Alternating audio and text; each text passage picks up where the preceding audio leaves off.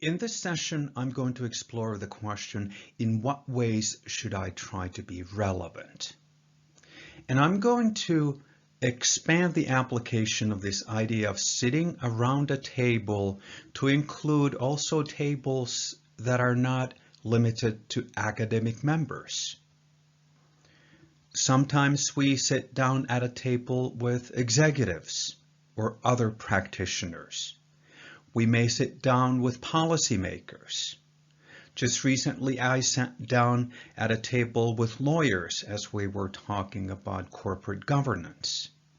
But the objective is always going to be the same. No matter who is sitting around the table, your task is to convince those around the table that you have something worthwhile to say. So the key question in this session is, how can I be relevant? In what ways can I be relevant to academics who think like me, to academics who don't think like me, and then non-academic audiences, including classrooms and so on? I'm going to talk briefly about the distinction between rigor and relevance, a distinction that I never really understood, but I'll come back to that in a second. Today's thesis comes from James March. This is a nice reality check for academics. If a manager asks an academic consultant what to do and that consultant answers, then the consultant should be fired. No academic has the experience to know the context of a managerial problem well enough to give specific advice about a specific situation. What an academic consultant can do is say something that, in combination with the manager's knowledge of the context, may lead to a better solution. And let me just add to this that the consultant is not the only person that should be fired. I think the manager should be fired as well. If a manager asks an academic consultant for advice and then follows that advice, I don't think that manager has any business being a manager in the first place. One of the things I really like about this quote, in addition to giving us a much needed reality check, it also, I think, very nicely nails down the unit of analysis when we speak of relevance. If I think of whether I am relevant, whether what I do is relevant, I never think about an article I wrote or a specific result that I found in my study. I always think of a conversation with whomever I'm trying to convince in terms of trying to establish that what I say is relevant to them. So I think the unit of analysis really is the conversation, the exchange of ideas. And in this exchange of ideas, I'm not just talking about my own research and what I'm working on, but I'm incorporating the broader messages from the academic conversations in which I participate. I am more a messenger of the broader conversation in a specific context. I'm not just going to talk about my own research and my own findings. Here are the materials on which this session will be based. Again, I have highlighted in boldface the ones I will be drawing upon more extensively. Again, all these materials merit reading, and one more time for the record, don't read these as prescriptions. Read them as food for thought. Let me start with the rigor versus relevance distinction. A distinction that I never quite understood. I always thought it was kind of apples to oranges. And the reason is it's really difficult for me to think of how I could be relevant to any audience unless I am rigorous. The rules for rigor will differ based on who is sitting around the table, and of course so is relevance. Sometimes I get this sense that academics think that we are the only ones who are rigorous, that we somehow have monopoly over rigor. I don't think that's true at all. Whether you are a board member, a private equity investor, or a flamenco dancer, you have to be rigorous in what you do. It's just the rules and the expectations are different, but you can't possibly be relevant to an audience unless you are rigorous. In terms of rigorous research, I tend to think of it as a methodological issue. So if I am evaluating someone's argument or someone's work, I tend to apply the prescriptive criteria for reasoning and argumentation, something I discussed in sessions 2 and 3. Are the prescriptive criteria satisfied? To jog memory, I presented 3 different criteria based on Stanovich. The descriptive criterion, is it transparent? The prescriptive criteria, does it clear a methodological hurdle? And then the normative criterion, are you exhibiting epistemic humility? When I look at rigor, I focus on the prescriptive criterion. The descriptive criterion is simply, do I understand what you've done? But the question of rigor is not about whether your argument and reasoning are transparent, but whether they clear the hurdle that those around the table have set for your methodology. So I'm not going to talk about rigor anymore because I think I pretty exhaustively addressed the key issues in sessions 2 and 3. Let me just note that if you're going to a heart surgery, you definitely hope that the hospital is rigorous, that the surgeon is rigorous, that the people in charge of disinfecting the tools the surgeon is going to use are rigorous, and so on. So rigor is almost like a hygiene factor. No matter what you do, you have to be rigorous to be relevant. So then the key question becomes, does my audience conclude that listening to my message is worth their time? I have talked about academic relevance in earlier sessions, especially sessions 1 and 4. So in this session, I'm going to focus more on the non-academic relevance of what we do. So I will touch upon practical relevance most notably. But I invite you to be really critical of this rigor versus relevance distinction. I've never really gotten good mileage out of it. Practical relevance is one of the issues on which my own thinking has transformed fundamentally over the past 20 years or so. So in the past, when I was writing my academic articles, I would write into them these managerial implication sections. I often thought that they were expected and that if you didn't have one, then your work would be rejected. Only later did I find out that many journals don't require these implication sections. And I remember one decision letter I got from a journal where the editor said, oh, please remove the managerial implication sections. It's not part of what we do. But I used to write these and I would declare that my results had strong implications for practice. This is from a retrospective in 2009, where I essentially confess that I'm just embarrassed when I go and look at these sections, so please don't read them. I wonder where I got the idea that a specific empirical result of my research had implications for practice. I had done a piece of research and I had communicated it to an academic audience, because that's my immediate audience. Where on earth did I get the idea that my result, this specific result, was relevant to the practitioner? I no longer think this way.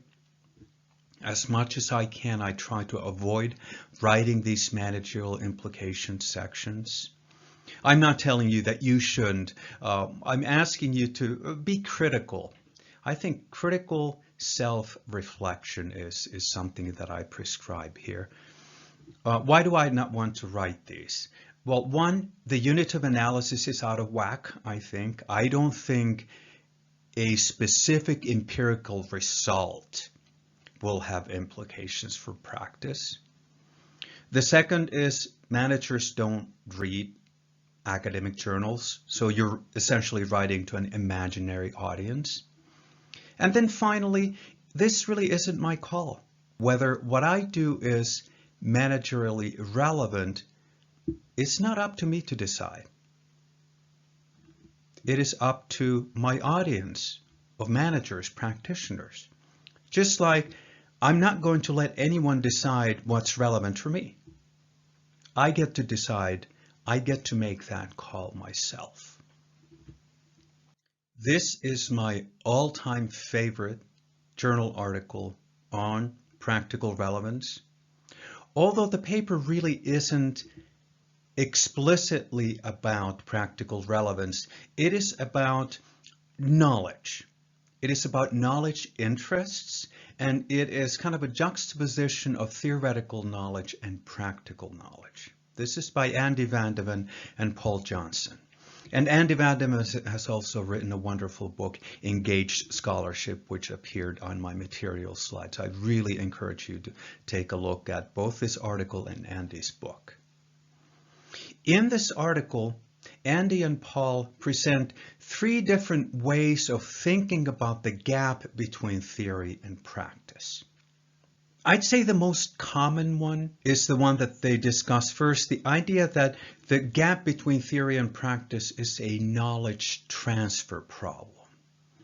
That we academics, as we're sitting around our tables and we're creating knowledge, once we're done creating the knowledge, then the next step is to transfer that knowledge into the domain of the practitioner. So it's essentially a translation problem. The second one suggests that maybe theoretical knowledge and practical knowledge are essentially distinct kinds of knowledge.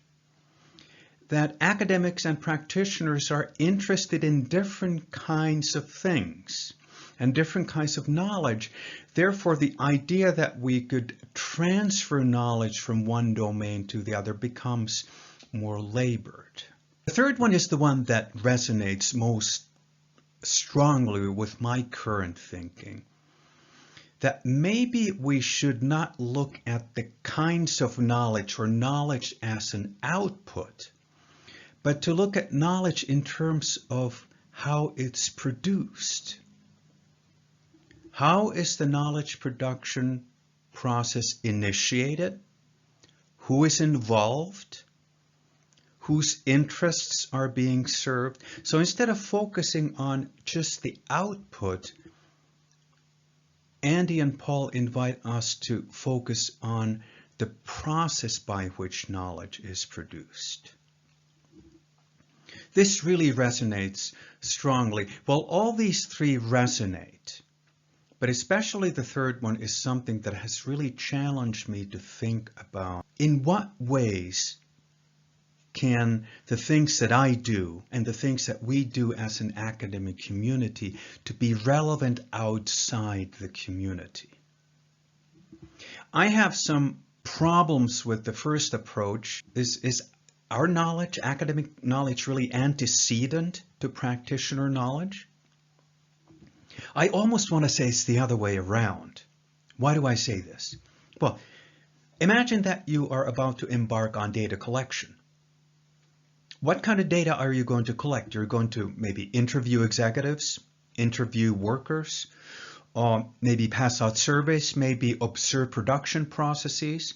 What is it that you're doing? You are collecting data on practical knowledge. You know, if you think of the assembly line at a factory, it really is a repository of practical knowledge.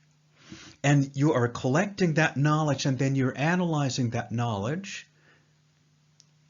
for some purpose, some cognitive or theoretical purpose. But the idea that after you're done creating the knowledge, it will then be translated back to the language of the practitioner, there's something strange in that line of thinking. I will come later back to this question of which comes first, theoretical knowledge or practical knowledge. And I'm going to be a little provocative and say maybe it's practical knowledge that precedes academic knowledge. I'm not saying knowledge transfer isn't possible or that it couldn't be a relevant way of thinking about this. Possibly yes, but probably not. At the very least, I would invite you to think of the second and third alternatives and keep all these three in mind as you're thinking of how you might be able to make your work resonate at a table of practitioners. So why is the knowledge transfer formulation problematic?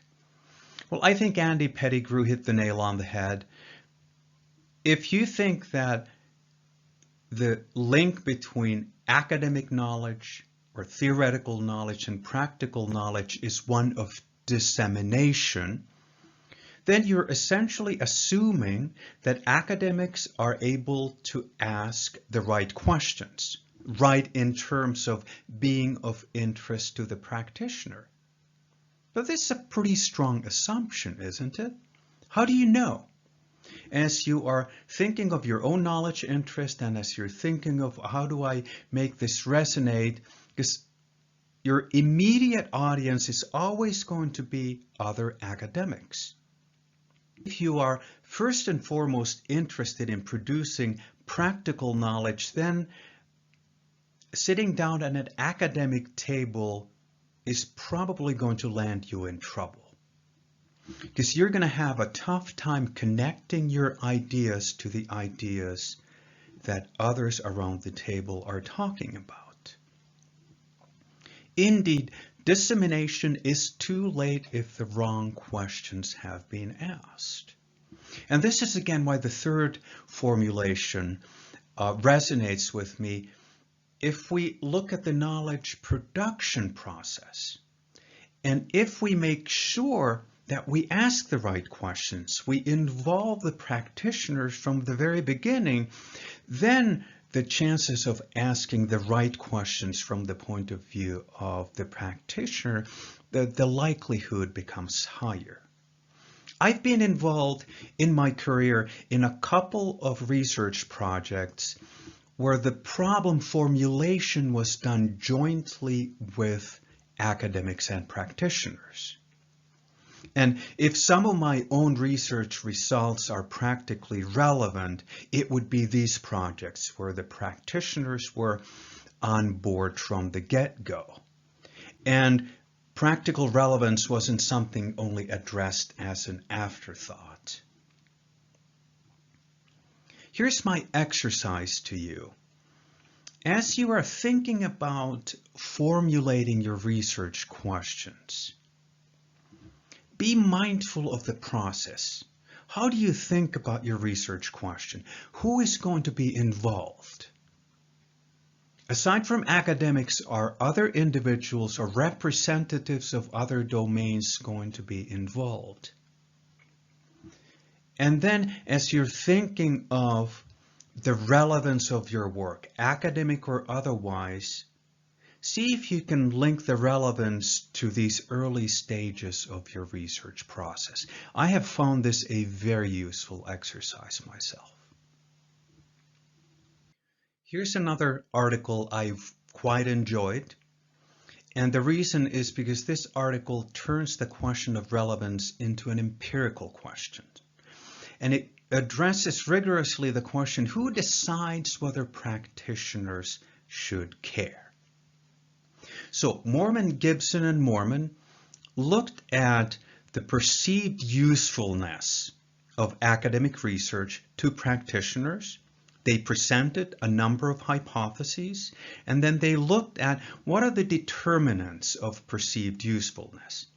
And know that the perceptions are solicited from the practitioner, so this is not academics thinking of whether their work is relevant.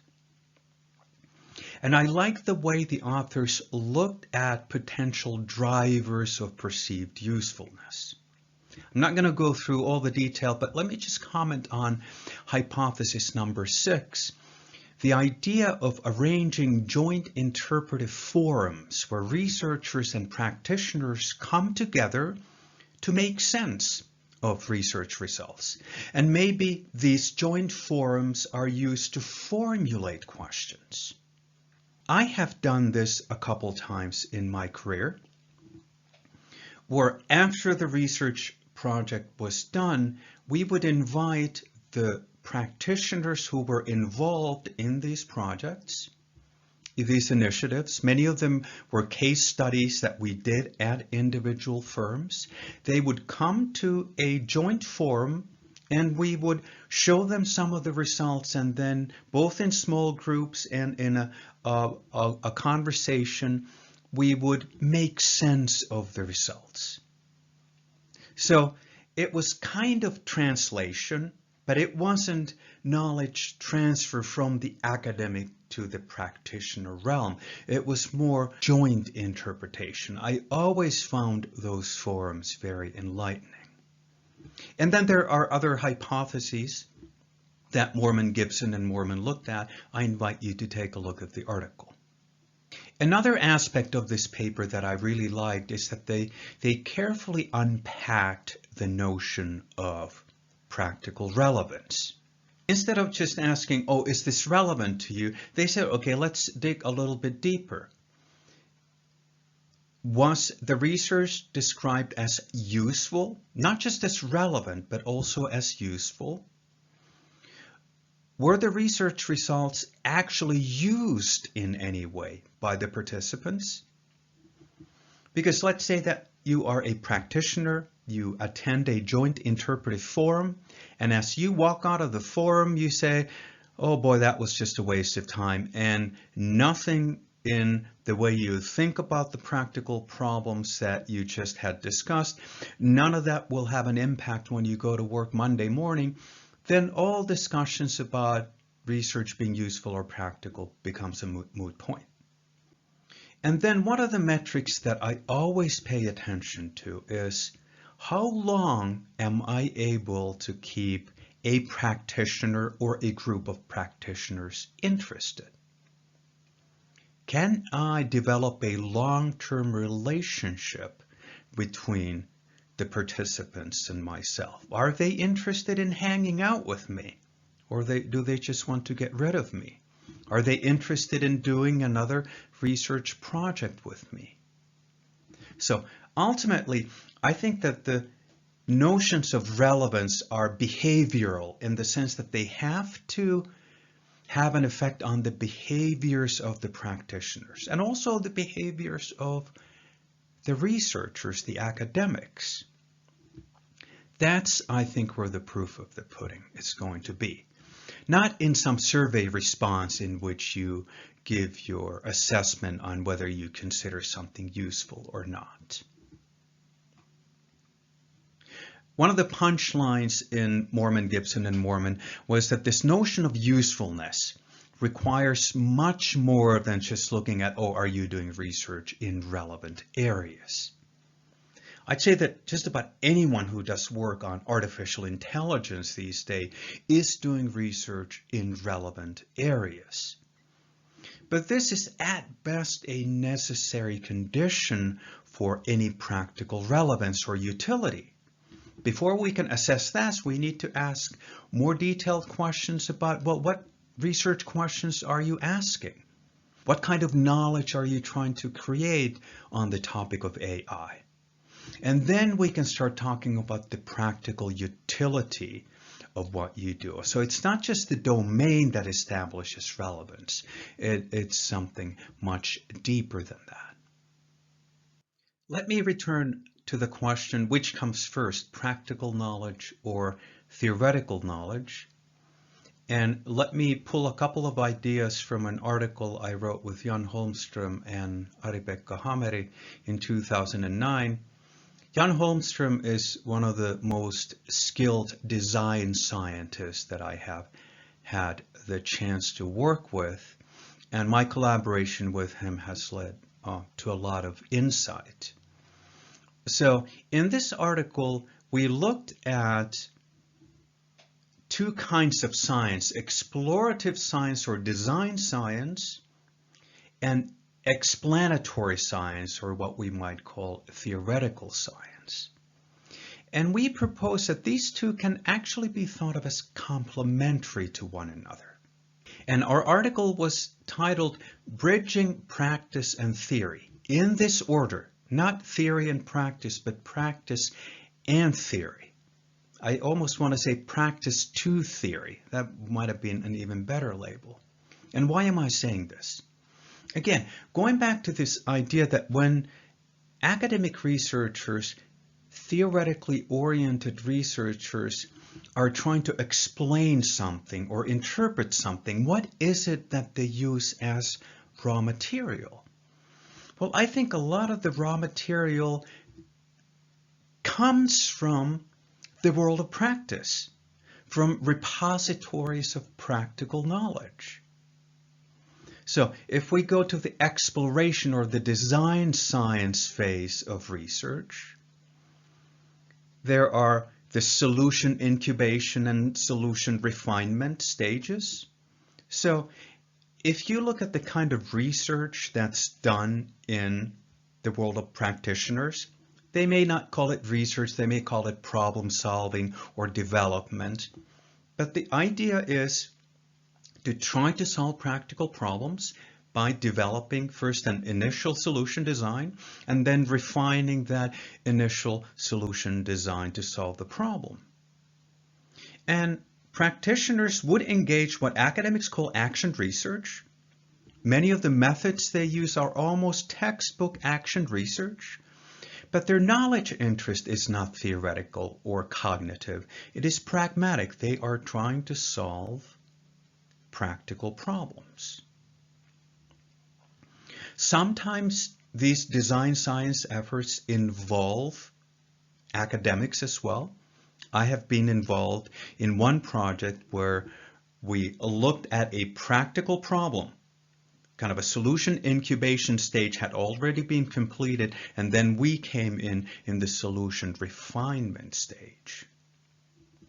So we hopped on this pragmatic research interest, and then at some point we realized, hey, there's probably a broader message here as well. So we were able to extend the design science into theoretical science as well. But very clearly, practical knowledge was an antecedent to theoretical knowledge, but highly complementary at the same time. In the explanation stage, we are not really solving problems anymore like the design scientist is. Or let me put it another way, the problems we're trying to solve are theoretical problems, not practical problems.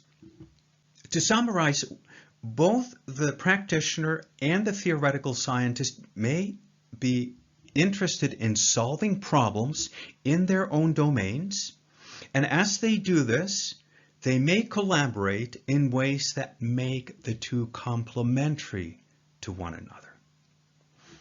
I'm not prescribing this way of thinking, but I have found much resonance in this.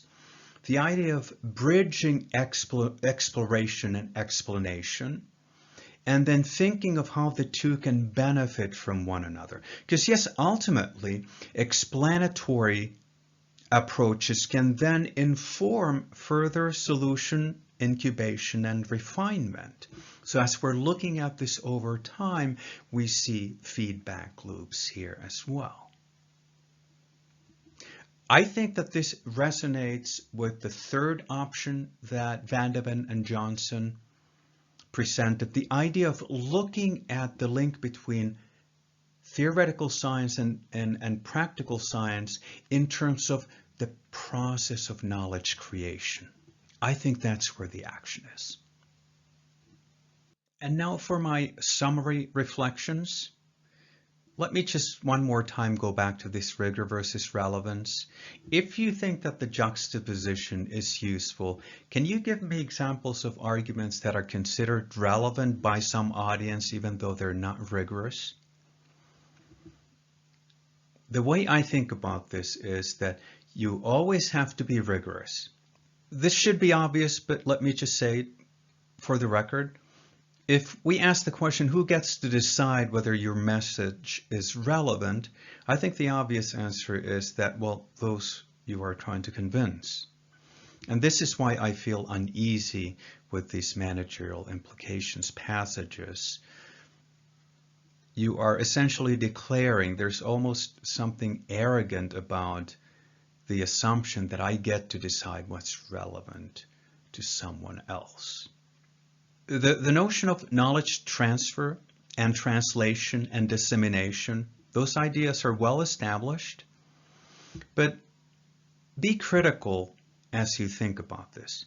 Can something that is of interest to me be translated to make it interesting to someone else?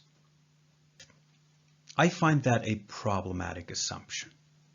And this is why the options 2 and 3 in Vandeven and Johnson resonate more strongly with my own thinking.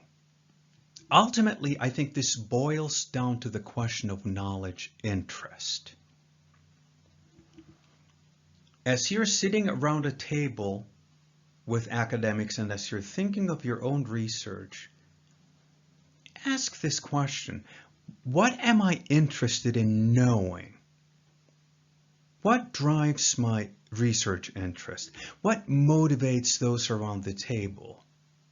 And then why should anyone else at another table or in another domain care?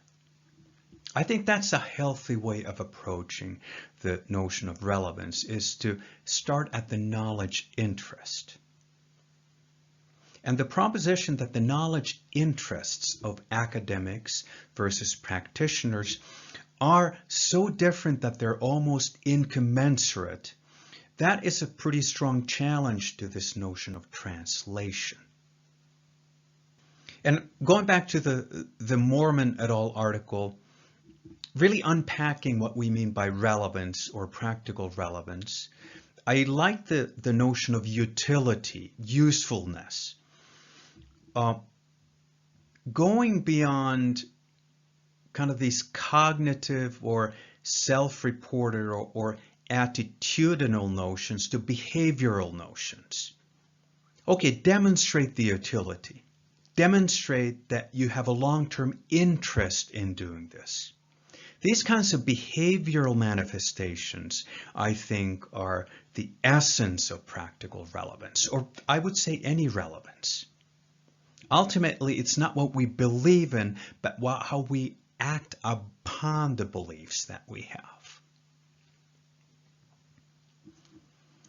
And then, if you choose to write these managerial implication sections in your articles, again, I'm not telling you not to do it, but I notice now that I go back to the managerial implication sections that I wrote, I realize that I'm really infantilizing the practitioner. So this is how the reasoning goes. I really need to make my findings relevant to the practitioner. So what I'm going to do is assume a sufficiently uninformed practitioner and then give that advice to them.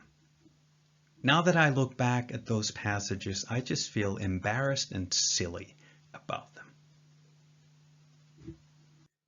This concludes Session 5 presentation. In what ways should I try to be relevant?